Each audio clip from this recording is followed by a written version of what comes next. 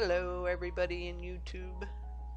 We are revisiting a story today. I told the family that I would do an update on some information that came to us after we did the story. Considering the story is from 1938, we didn't really expect to hear from any of the family, but we heard from several grandchildren, which is really awesome, and we were able to put some closure on some of the aspects of the case, and people were very interested in this. You just never know when you do these stories which ones are just going to take off and catch on fire and which ones are just going to kind of lay there, but this one certainly took off. This is about the Gertrude and Andrew who were killed by their son-in-law Willie in 1938.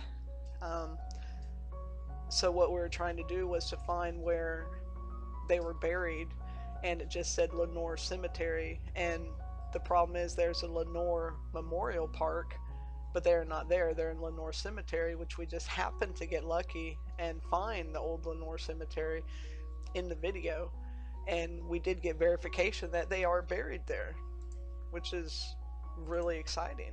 But this is some of the information that we got. And this is Beulah Thompson. These were my grandparents, my mom's parents. Willie was married to my mom's sister Polly. He murdered my grandparents, his in-laws, because Aunt Polly left him and he went to the school to ask where she was. I guess he just lost it and killed my grandparents. And my Aunt Chloe was there also. She ended up very depressed and mental, but who wouldn't have to witness losing their parents by a cold-blooded killer? Nonetheless, your sister's husband, from what my mom said, he was very controlling, and Aunt Polly was afraid of him and afraid he would kill her family, so she took him back. We never got to know our grandparents, but we would have loved to have known them. Also, my mom said their graves, and it goes on to say, is up behind the school. This is from Judy. Andrew and Gertrude Marshall are my grandparents. They were buried up behind the school somewhere. Their next to youngest daughter was my mom, Justine Marshall. She was 14 when they got killed. Gertrude was a Maynard before marrying my grandfather. I was told Willie, who's his son-in-law, spent 11 years for murdering them, and when he got out, his wife Polly took him back because he put death threats on her family if she didn't. All their children are deceased now. They still have grandkids living. I'm one of them. Sad story. I do have pictures of them both.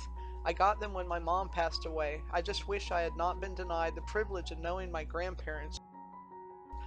I was told they were wonderful.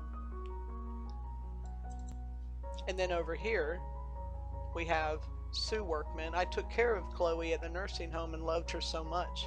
She would say, sure, she knew my uncle and aunt when I asked her, bless her little heart. Yes, seems like I remember behind the school to the left. We went, I was in high school. I assume that's talking about where they're buried. Now, I did find that one headstone that had Marshall on it, and I just feel in my heart like it's connected to them. And of course, Chloe, which on her headstone says Chloa, is who they're talking about, which would be Andy and Gertie's daughter. And why I call them Andy and Gertie is because that's the way it's listed on when you look them up on Ancestry. That seems to be what they went by when they did census and things, so it seems to be the name they prefer. But either way, it gives a little bit of closure, and we can see their pictures, and I would like to go back to that cemetery and explore a little bit more, and reason being, I noticed when I put together, we did do a video of the whole cemetery after this video, which I'll put both of the links in the description. I did see something that said McGuire on it. Now that's Willie's last name, and we just didn't catch it at the time. So is possibly Polly or Willie buried there? Interesting, huh? But domestic violence and things like that, they weren't taken very serious, especially then. I mean, they really are kind of taken a little bit more serious now, but people die every single day from this. It isn't a joke, and it definitely is something that I'm sure Polly lived in horror with every single day. If she took this man back and slept in her bed with this man every night, knowing he killed her parents, I just can't even imagine uh, the hell that she went through. But either way, I just wanted to update this real quick for people that were interested, and thank everybody for the support and sharing this video. And I'm really glad that we're able to bring Gertie and Andrew back just for a little while and tell their story, because it deserves to be told. And I appreciate the family reaching out to us and being supportive. And that's pretty much all I wanted to say. So everyone have a really great day, and we will see you next time on the Hillbilly Files.